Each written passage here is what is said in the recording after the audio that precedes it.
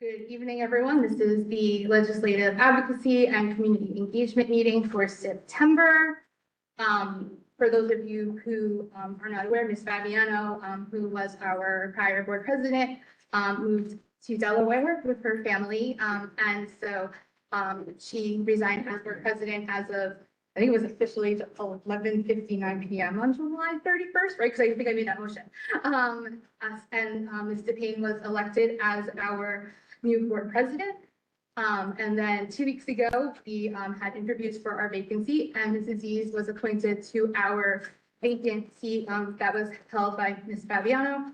And so she will be on, because Ms. DePayne now is ex officio is the official term of the committee. Ms. Aziz has taken her spot on this committee. So I just wanted to share that quick update with everyone. You guys all know, but for the public. So we're gonna start with legislative items. There really hasn't been a lot of movement because of it being summer and campaign and all of that. And so I figured I would just ask if anybody wanted to talk about any legislative issues. I know Mr. Rolla had something you were gonna bring up, so. I don't have a, I'm sorry. I just wanted to bring up something. I know I announced at the last meeting that we were gonna have, oh no, that's policy. Never mind. I forgot. No, I like, I know. Well. We'll find out in half an hour. Assessor is not coming for, the Oh, county that meeting, would've been cool. but it's gonna be talking about legislation. Thanks. Okay, so then it does work for this Yeah, committee. it's gonna work, Good job. yeah. Mhm. All right. Mr. Rolla. I will remind everyone that that's going to school boards, that they just, I think a couple days ago, they released their agenda. There's some Oh, they did? interesting- Yeah. There's some interesting topics pursuant to this, some of the things that we talked about in this committee. I just started looking through some items that relate to some of the things we talked about last meeting that we're excited to check out. I just wanted to circle back also, a couple meetings ago, you had asked for, the committee had asked for a landing place for all the professional and corporate partnerships that we have in the district. Mhm. So we did create that. If you go on to, oh, sorry, the screen's off. The district services tab on the website, and if you go under community partnerships, not only do we proudly display the artwork and the banners of our community partners, we also include a link to their website that was agreed upon wow. in the That's deal. nice. But also at the top, it kind of speaks to the purpose of the partnerships and also offers a link, which is currently disabled because I had to fix one last thing. But it offers a link for potential partners if they just want to reach out, talk about some things. So I know that that was something that we had discussed, and we're happy to be able to deliver that for the generous people in the community that have stepped up. And we've been very busy this fall and summer with bringing on new partners. One of the things that we mentioned in the previous meeting when we were talking about strategic plan and how advocacy has supported some of the elements in the continuum of education.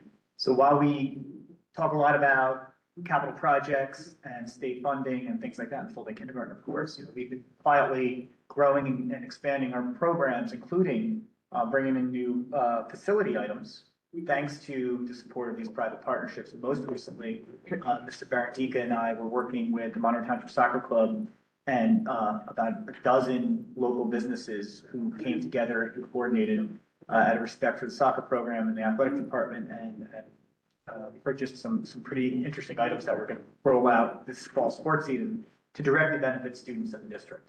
So this is a great example of how where it had been traditionally just one business coming in and helping out here. They organized, they got together, and we had about 12 businesses very generously coming together to help us onboard these new items and facility items that are going to, well, really athletic items, but that are going to benefit our students. So that was exactly what these partnerships are designed to do, and we're seeing it pay off. We're currently working with the wrestling program to bring in some new mats. And none of these items are going to touch our operating budget. And so we are creatively trying to find ways to not only bring in private funding, but while this is going on, we're strengthening our ties with the community. Mm-hmm. So every time, I'm looking at Bagel Bazaar right now. The gentleman's got children in our district. Every time we meet, we discuss the partnership. We're talking about the school. We're talking about how to improve the town. not just the school district, but, things going on in Applegarth Road, what's going on with the golf range. So, but we're talking about the district, and that's what we want to do. It's not just about the money. Right. It's about getting more people that are committed to this town, talking and getting involved in the school district. And I think the Citizens Advisory Committee is a nice little product of that, because now more people are coming through the door. So that's up and running. Just pursuant to the other, we talked about updating the advocacy page as we're ready. I know you had talked about some other things that we want to get up there. So we're trying to make our web presence stronger and more up to date. And I have to compliment the tech staff that works with us on that. The other thing that we learned with relations to how we can advocate for our district and get the word out on some of the things we're working on. So we've been studying how we can get picked up by AI language models more frequently. So like if you were to go on to ChatGPT and ask about the Monroe Township District, school district, how do we get the best, most accurate answer? And because sometimes, AI sometimes have a 6-month lag on information. So what we learned is we started getting away from doing the Canva graphics because the language models don't pick up JPEGs. So like little things like that, we're learning along the way. So you'll see us typing more into the website form versus creating images. So because we want to use AI to our advantage for things like that. So I'm going to show you like my weaknesses when it comes to technology, but I feel like with images, there was something where you can put like the metadata, is that the right word? Yes, you can. Yes. Yep. Into the image so that if people are searching, it comes up. Is that? You could, but if I was going to write a statement, let's say about our current advocacy initiative of the month, and I was to publish that on the advocacy site, there's a better chance of getting what I want to say Right. On there if it's so. We're evolving the site, and the new website that Mr. Feldman and the staff has rolled out has been very helpful with that.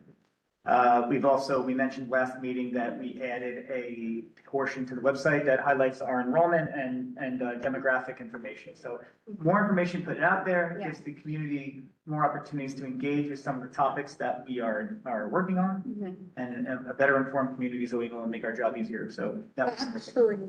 So because you sort of went in this direction, I think we'll sort of switch topics around. I don't know if we're able to get the display up there. But I'm sure we can. Because one of the things that I know, like I was very excited about, I know others were as well with the new website, was the calendar enhancements that were made. And being able to subscribe to the calendars. I know that there are, like I've heard from people who aren't really sure how to do it, or they feel like they're not seeing things for their child's school. And I think I've mentioned personally here that you have to like subscribe if you want like the overall district things, but then you have to go into each school's website, at least right now, in order to then subscribe to the school's calendar as well. But I thought, since we've discussed it here before, if we could sort of just, show how to do it, that would be really helpful for people. So, I mentioned, looks like we're currently having a syncing issue with the Facebook feed here, because these look about 20 days old. We did previously have a syncing issue with the calendar. It looks like it's fixed now. I'm not going to give out step-by-step instructions. Right. I don't know how to do it, and I'm probably just going to play around with it and end up doing something that's not going to help anyone. But similar to the message that we sent out about how to update your communication information agendas, we could very easily come up with here's how you do it. Okay. And then because I'm sure it's not as easy as just clicking this button. it actually really, it is. Now, you had asked about how do you check off, like, I want Mill Lake, I want. Right, so I know when we first went over the website design, at that point, we discussed that the way that it was on there at that time was, and I think it's still like this, you subscribe to the district overall events, like days that the schools are closed or things like that. Right. On like the home website, but then if you wanted to get specific events for Oak Tree or the middle school, you have to go to the middle school's website and then also subscribe to that calendar. And so then I think we had said there was the possibility maybe at some point in the future where you could sort of select in like one shot the specific calendars you wanted to subscribe to, but obviously there's been a lot of other things and, this is still an option of just going to the different websites to subscribe. But I feel like that sort of has to be information given because Yeah, unless no, people that's- are watching this, they may not know. Yeah, that's an easy fix, yeah, so you can see right here, my guess is that if I had the Brookside and then the high school, I would then go into my settings and show both of them, but I'll work with, people who know a lot more about me and this stuff. And Right. put out communication, that's the easy ask. Okay. Website wise, I guess since we're sort of on there, any other things anybody wanted to discuss? I definitely feel like there's been some really good updates, besides the initial overhaul, which in itself was, appreciated. I also have noticed with, attachments now that are coming from the school district that more of them are just opening now, instead of downloading and then you have to open. And I remember you mentioning that there was something on the back end that had changed to allow that. Yeah, so we had, we really just at the start of the school year, started using the new messaging system. We just unlocked what it's capable of. You may have received transportation text messages, so we were trying to work on using that. We got a lot of things. Yeah, so, I bet. The, Not as many as I thought we were going to get. no, and that's And- what we tried to do, is also not saturate. So we were able to target specific routes, and people, rather than just shooting out a million. Yeah, But it does have some more media-rich options. We're actually looking at one of the newsletter functions in there to find ways to improve the newsletter and stuff like that as well. I have a question. I believe that high school students can now access Genesis. And when I go to the district website, I just see parent access. So how do high school students access it? Let's take a look. I went to the high school site, but it doesn't say.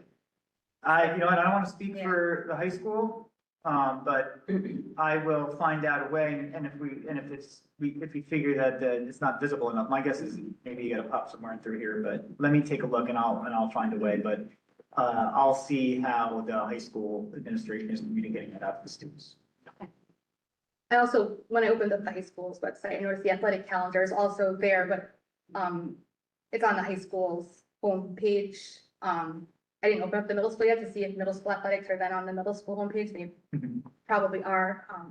But, it's definitely such a improvement in terms of the calendar from where we were. So it's really just fine tuning it to make it more efficient, I think. And, I definitely have confidence that, you and the tech staff can get that done. And it'll, it's really helpful because then like if things change, they automatically change if you're subscribed and, I like it. I'll just leave it there. It's definitely very helpful for those people who use the digital calendars.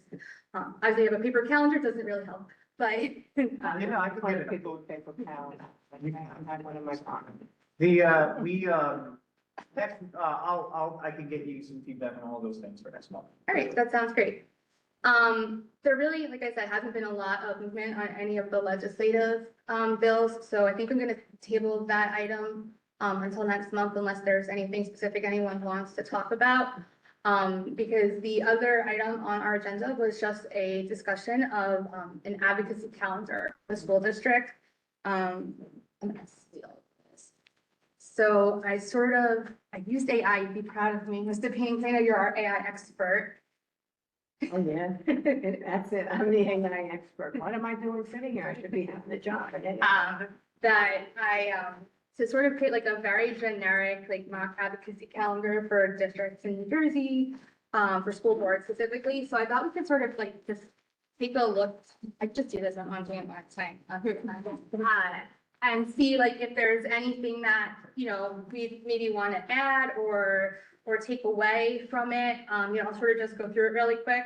Because one thing that I've always felt is it would be a lot easier for us to plan our advocacy topics and, documents and things like that if we sort of know what's coming up. Obviously, we can't really know everything. Like last year, there were the school funding hearings that sort of surprised us. But 24 hours in advance. yeah, but in general, we sort of know when the state's gonna do their state of the state and their budget hearings and things. So the first thing is says July, August, planning and preparation, review state and federal education legislation, set the advocacy priorities for the year. It says funding special education, mental health facilities, hold a retreat or workshop with the board advocacy committee to align on strategy. I feel like that's kind of what we're just doing here. Build an advocacy toolkit, which we have the website for, and then meet with local legislators, which, you know, we have done in the past. And I think, you know, that's something we can definitely try to do again. And then September and October, one thing it mentions is to host a back to school night advocacy corner, sharing info on state funding issues. Well, I certainly don't know if we need like a actual designated spot. It might be nice to share information, maybe not this year, but in the future about, you know, funding, a community newsletter focused on updates and advocacy priorities, encourage parents, staff, community sign up for advocacy alerts, monitor initiatives, and, you know, start outreach to the PTA, senior communities, and other organizations.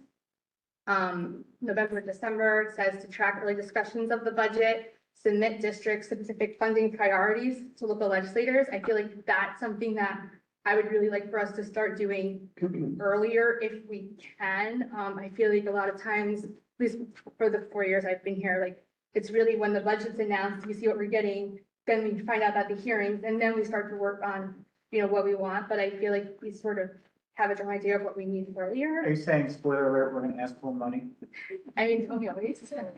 But, you know, I guess sort of, especially knowing that we're on this full day kindergarten path, and we'll have a better idea of what types of funding things we might need, like specific items we might be able to. So that was gonna be, it seems, and just based on Mr. Payne's comments from last meeting with regards to the $500,000 that we received. I think that if you want to start the advocacy discussion now, which would be a nice time to do, especially in the election season. See if we can get some people to talk record, promise us money. We could archive the current advocacy site. And then if you go on to the site, actually, you still up there, so you can see we have this, was a 2000, this Fair Fight for Fair Funding, this was a 2017 Yeah. initiative. What I would suggest is we take this, you know, don't lose all this, because it documents all the work we've done. And it wasn't a wasted effort, we got $500,000, right? It also shows, you know, there's you, right? And then, and this Boris testimony we have up there, I think it's important to keep that there. So what I would suggest is we archive it, pop it right down here, start a fresh one for this year. And then based on what we decide, how we want it to look, and that way we're ready to go. We have a lot of the bones in place. We've got a sample letter. We've got that we could obviously update. We've got our toolkit down here with the direct link to the legislators. We just have to make sure this is all current, and we also had that form letter that is still active. You know, we can check off where you want it to go to. Right. So that, the good news is that if this is something that you want to refresh, depending on how this comes out, there's no reason that we can't continue to build on it and not forget about what we've done in the past. All right, yeah, And I that's, think you need to, I think you need to build on that letter. It took a while for us to put it together. And right. if we can get it out a little bit more. I see Mr. D'Angelo is on there, and I think he's running this year. He is. So, McCoy is. and Ms. McCoy to Neil. So I don't know if we want to kind of pinpoint him, since Senator Greenstein has been very generous to this district. I mean, it doesn't hurt to pinpoint her, but I think maybe we should pinpoint, I was going to say go after, but no. Approach Senator D'Angelo. I mean, he's in our district, so let's ask him. Well, they've all visited with us before. Yeah, I remember he spoke. He's a very good speaker. He was very, if I remember correctly, he was pretty well versed in our situation Yes, as well. yes. Well, that's, you know, we could have the website at least dumped and fresh for next meeting, and then we could talk about what we want to look like. That should be good, yeah. All right. Good update on parent access. Okay, sounds good. I'll just say, like, if you guys could maybe for next month, because this obviously has plenty of like flaws on it, or if there's anything else you feel like we want to add or make more specific to Monroe, like we could talk about Monroe News or, you know, other things, you know, let's plan to put this again as an agenda item for next month, and if, you know, you guys want to come back with feedback on it, and then we can sort of finalize that. Yeah. So parent access is the same link as the students need to go to. So students click on parent Okay. access and they use their account, they get in, they see one thing. Parent access is access to the parent version of Genesis. Mhm. But there are occasions when parents give their students their login, so, but the students log in through the parent access. So you go right here? Yep. Right down on this guy. There you are. Although I am not a parent. All right, sounds good. But I can emulate. I think I can give you my, but I don't know if my daughter wants her grades being plastered all over social media. It's in November, December, That's the great. legislative committee. Yeah, isn't it? The December for the, state, first school board, school board. we have our first one this month. It's, when is it this month? Oh, are you talking about the one? I'm supposed to be the rep for it. You're talking about the delegate assembly. Yeah, I'm sorry. Okay, you know, that's Yeah, November. but that has where they put the districts put a lot of different changes and policies and Right, things like although that. like last time, if I remember, there were only 4 It was resolutions. three. Oh, because one Three got withdrawn. resolutions, The yeah. ones before that, there were like 20. Yeah, Um, yeah. But I can give you like a heads up because I'm actually on that resolution. Yeah, I subcommittee. know, you're on with Sharon Miller from, Yeah, she's definitely on the legislative committee. I don't know about Right. the subcommittee, but So that's something we can report on after those meetings. right, and we can also put on here, you know, the possibility of, you know, because they sent out the second request if you want to put a Right. resolution there, so we can put that as, you know, discussed possible resolutions if you wish to submit a route. So, yep, all right, sounds good. So I'll put this on there for next month. And, you know, I'll put the calendar feature on there, and then anything else that comes up that anyone wants, you know, let me know, and we will go from there. Okay. Great, thank you, everybody. Have a good night. You too.